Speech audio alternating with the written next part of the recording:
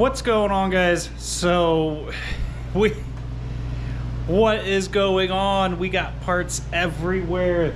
This baby is stripped down back to bare block. We're all the way back at the beginning again. So this is not part of the plan. We're not supposed to be here.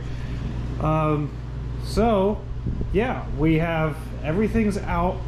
We have no oil pressure. The oil change looked like garbage. Inside the oil pan, once I got it off, looked like garbage. I checked all the simple stuff. Something seriously wrong. I had to tear it out. There was nothing I could do with it in the truck. We're at like 75 miles right now, so this is so sad that we're here. So right off the rip, I will tell you that my bearings, they are not spun, but they're rough. They're very rough. The crank bearings are really bad. The rod bearings are pretty bad. I wouldn't reuse them. Camshaft bearings are, might as well probably replace those too while you're at it. So, but how did we get here? What's going on? I took everything apart. I busted all the important bolts off by hand. I did all of the proper teardown steps and I found nothing. So what's going on? I did find one side problem, but we're gonna wait. We're gonna get into that. Everything looks great though. Everything looks great. Everything looks great. So this is everything that I know. Like I said, almost no oil pressure. Worse oil pressure after we did some full throttle pulls. The oil change looked really bad, and I did cut open my oil filters, and strangely enough, as bad as that oil looked, this filter, this is a K&N, looks, I mean, it looks brand new, like it's not even used. Very, very, very strange. So how can our oil be so dirty? We have no pressure, and like, just what is going on? So I did some thinking on this, and I had to chase some stuff around. None of this stuff that you see here is the problem. I had to go and grab some stuff I actually threw out in the bed of the truck. I just had chill in there, like this, the factory like oil filter relocation deal for the S10s that all the S10s and the Blazers have. I was trying to retain this. You can't really get an oil filter with the four-wheel drive S10. It's just, you can't get up in there. So that's what I have this guy for. It hooks onto there, and then that comes up and basically reattaches this back to this, kind of just like it was from the factory. So there's one really kind of just stupid mistake right here. And so we come from here, we have an in and an out. This has an in and an out. I matched the ins to the in, well, the in to the in, and then the out to the out. So that's not right. If you think about it, and at least without, I don't know, looking into it, how I thought about it, you would think that's the way it's supposed to go, but it comes out of here and it's going into there, and then out of here and then into there. So having the two ins go together and the two outs go together, we were trying to put oil through the oil filter backwards the entire time. And if I put an air hose on this guy right here, you cannot, there's a check valve in these. It doesn't work. So we had the slightest amount of oil muscling its way through there.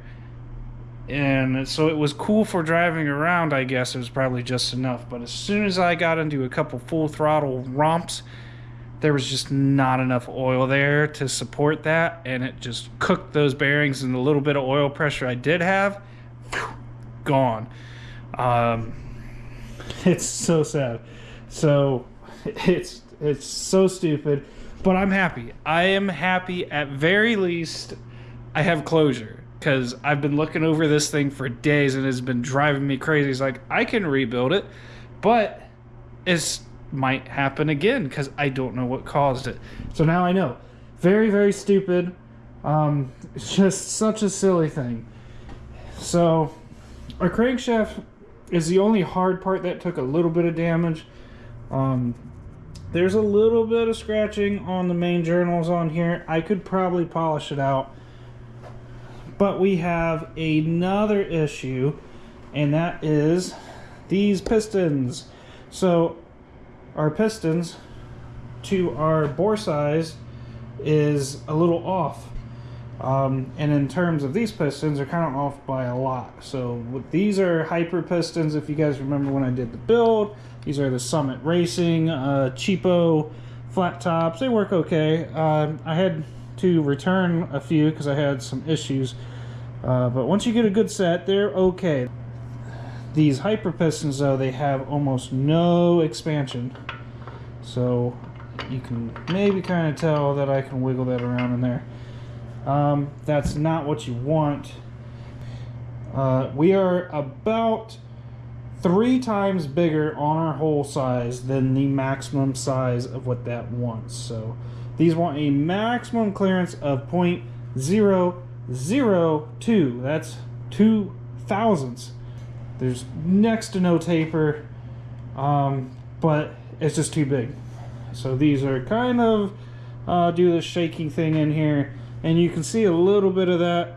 Considering we have almost no miles and I already have scuffs on the side of these pistons, that's I'm getting away with it for now, but I won't get away with it forever, and it's not right. And I noticed there's a bunch of oil in the intake, so we're probably having blow-by because of that. Okay, so I figured out my main issue that got us here, which is just a silly oiling problem. And I can pretty much slap this back together, except for this piston undersize issue, like I was saying. So I wanted to show you guys, I'm kind of stuck because of this right now. So this is the situation that I'm in. So we have our piston that's too small for our bore, and just for fun, I got the feeler gauges out to show you what I'm talking about. This is the maximum that these pistons want to have around them. I mean, in this, we're talking like nothing. This is how much I have, and you probably can't tell. It's probably easier to just show you like this. And it's still, I mean, we're talking just tiny stuff here. But even that is a lot for at least these pistons. So if it was cast or forged, maybe I could get away with this more. So we have these pistons, they're put on the stock rods, and we even still have these really crappy stock rod bolts in here. So the easiest solution is to get the engine bored over 0.030 over, put the next size piston on here and run it. Well, there's a little more to it than that, because I want to teaser. We came this far with this engine. I want to throw some more upgrades at it, but it's not just that. We're also, the stock rods are not too bad. They're actually been tested pretty. I'm not gonna say numbers because someone might yell at me, but let's just say I've seen some videos. These have ran all the way up to like 700 horse for a very brief amount of time. I'm not saying that they can handle that all the time, but so I'm not that worried about those. They're not the best, but they can work. The main issue is these just stupid bolts in here that GM was just determined to use until the end of time, and they're just garbage. If you ask any more than like 5,500 out of these engines for a prolonged period of time, 6,000, I mean over 6,000, you're guaranteed to explode this thing. One of these are going to let go. And at this point they're old. They've been through so many heat cycles, and I've had them retorqued so many times that I trust them even less than I already do. So now, where does that leave us? Well, hey Trevor, why don't you just throw new bolts into this, right? And then throw this on the bigger pistons on, like you're saying. Well, it's not that easy either, because if you put bigger bolts into these, the way most engine stuff works is this is torqued together and then it is like honed out, because remember, we're talking about these kinds of clearances, right? So these are torqued together, then the hole is drilled through here and it is like an absolutely perfect circle. So if you change those and it clamps tighter, which, you know, a better aftermarket bolt will, now you're actually distorting your hole in some way or another, and then that's going to end up causing its own bearing issues. So you can't really do that. And these are just, you know, press-on deals, not as good as like the bushing type rods. Is it worth? Can I maybe fix that issue myself? Maybe. I don't know if I really have the capability to do that. Okay, so we just ditch these. We put on a new set of rods and we get new pistons. Well, it's not quite that easy either. See, this is just, it's a whole thing. This is why I had to go over this. So you're technically supposed to have this balanced. We changed the pistons. They weigh a different amount than the stock ones. We're kind of getting away with it. You can usually get away with that. But if we change the rods and now they're a different weight, and then even the bolts being a different weight, now this whole thing is totally different than what the crankshaft is weighted to have. And then of course we're going to be asking it to spin faster than it ever did from the factory, and we're just asking for problems, and there's just no easy one way around it. You have to do all of it or do nothing. So what do we do with these? Well, we take all of this stuff and maybe that and this little stick behind it here, and we take these and maybe we can keep that stuff and that crankshaft, and we throw it all in the garbage. Or well, maybe save some of it for later, but throw it all away and get something new. I want to do some upgrades. We've come this far. I've torn all this out for the second time now. I'm not exactly ecstatic about that, but it's a stupid issue, so we know everything's cool, everything's good. We're ready for a rebuild. We just need to make sure that mistake doesn't happen again, and we're golden. But we have this issue that I need to work around, and it's going to be a whole ordeal and probably cost a good amount of cha-ching to just make these holes work, and it's so silly. And so I'm going to toss those, and I'm going to get a 383 kit. So there's a Eagle one. I'm going to throw it up on the screen now. That seems to be the one that I found that I think is going to work for my application. I have to bore this 30 over anyways. It comes with 30 over pistons. It replaces the rods. It replaces the bolts. We get new rings. What else is there? The bearings that are all smoked, they get replaced. So by the time I do all of this, I'll be like halfway, maybe more, in the terms of cost to get to this 383 kit. And not to mention just the time and just sanity of trying to piece something together and make to just have a 355 by the end of it. Not that there's anything wrong with that, but if you can move up to 383, why not?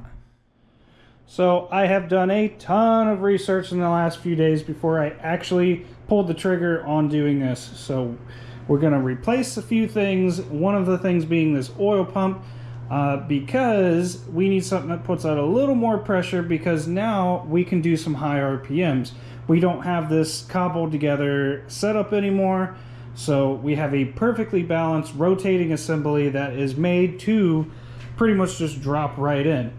And we made the investment in these cylinder heads early on, and we were doing less of what they were capable of. So because they can handle more, that means we can also step up this little bumpy guy back here and get a bigger camshaft and make some more power and make some more high-end power, and just all around we're gonna step this thing up another notch. So it should kick ass. It was already a pretty badass upgrade. Now it should be just, you know, next level. So it's, you know, it does suck that we're here, but I'm gonna make it worth it. I have to do all this work. It's out of the truck, so why not? On a side note, we have not been to the machine shop yet. Everything that you guys have seen so far, we've done right here in this garage. So I've already accidentally bored this over a little bit. I'm gonna see if I can take it the rest of the way. I've got I just ordered some stuff, a little teaser, so I can very accurately kind of figure out what I'm doing here.